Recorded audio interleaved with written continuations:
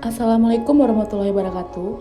Perkenalkan, nama saya Indah Eka Putri, NIM 18220051. Kali ini saya akan mempresentasikan hasil dari metode penelitian saya dengan dosen pengampu Bapak Irda Yusra, SE, MSc. Baiklah, langsung saja masuk kepada PPT saya dengan berjudul yaitu pengaruh kualitas layanan dan citra merek terhadap kepuasan pelanggan PT BPR Solok Selatan. Bab 1, pendahuluan, latar belakang masalah. Setiap perusahaan tentu mengalami persaingan yang ketat dalam masa perdagangan yang bebas saat ini. Pada krisis moneter yang menyerang Indonesia tahun 1997, masyarakat lebih berhati-hati dalam menyimpan uangnya di bank karena terdapat banyak bank yang terserang likuiditas yang hingga saat ini belum 100% pulih. Selanjutnya, rumusan masalah bersumber pada latar belakang serta identifikasi permasalahan hingga dirumuskan permasalahan penelitian sebagai berikut. Apakah kualitas layanan dan citra merek secara simultan berpengaruh signifikan terhadap kepuasan nasabah BPR Solok Selatan di Sangir? Yang kedua, apakah kualitas layanan dan citra merek secara parsial mempengaruhi signifikan terhadap kepuasan nasabah BPR Solok Selatan di Sangir? Dan yang ketiga, di antara kualitas layanan serta citra merek, mana yang paling dominan mempengaruhi terhadap kepuasan nasabah BPR Solok Selatan di Sangir? Selanjutnya yaitu tujuan penelitian. Di sini kita menemukan 3 tujuan penelitian. Yang pertama, untuk menguji serta menganalisis pengaruh layanan serta citra merek secara simultan terhadap kepuasan nasabah BPR Solok Selatan di Sangir.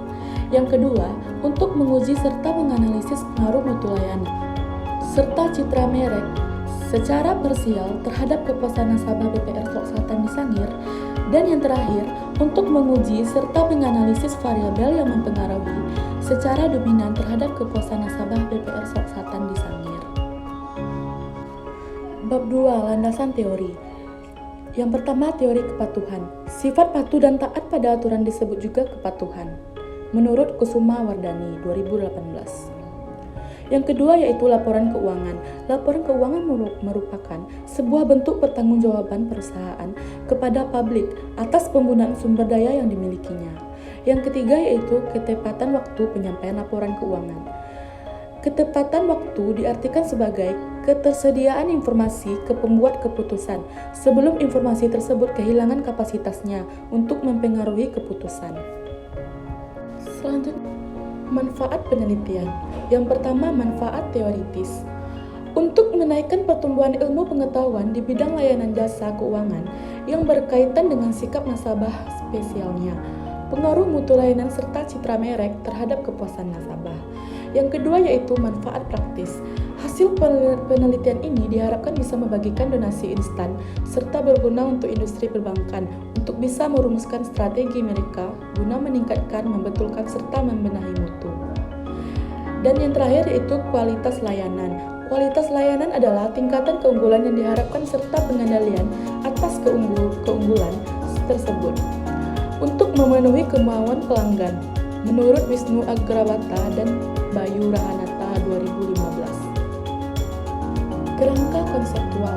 Penjelasan mengenai pengaruh probabilitas dan umur perusahaan terhadap ketetapan waktu penyampaian laporan keuangan dapat dilihat melalui kerangka pemikiran berupa skema yang menerangkan korelasi antara variabel independen dan variabel dependen. Selanjutnya bab 3, metode penelitian. Yang pertama, jenis penelitian. Tipe riset ini merupakan riset survei sebab mengambil ilustrasi dari satu populasi. Yang kedua yaitu objek penelitian. Riset ini mengambil objek variabel keahlian, pengalaman serta motivasi kerja selaku variabel leluasa. Dan yang ketiga yaitu populasi dan sampel. Menurut Wisnu Anggabarata dan Bayu Rahanata 2015 melaporkan jika populasi merupakan daerah generalisasi yang terdiri dari objek ataupun subjek yang memiliki mutu serta karakteristik yang diresmikan oleh periset buat dipelajari. Selanjutnya yaitu jenis dan sumber data. Tipe informasi yang digunakan dalam riset merupakan informasi primer serta sekunder.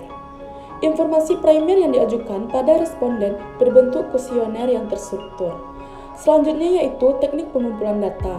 Saat sebelum dicoba pengumpulan informasi, seseorang penulis wajib terlebih dahulu untuk menentukan metode pengumpulan informasi, apa yang hendak untuk digunakannya.